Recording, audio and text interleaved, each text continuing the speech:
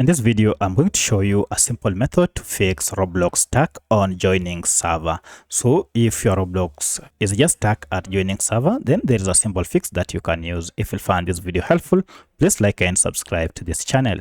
Alright, so the first thing you need to do is to go ahead and click on the search icon here and then type in run.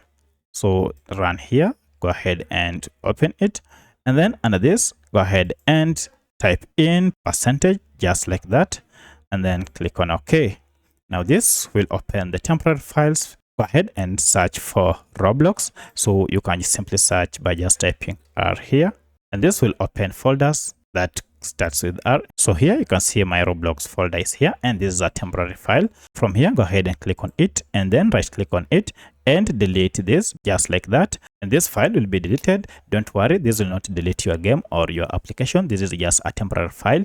Now from here you should be able to go back to your app and try opening, and now you should be able to join servers without any issue.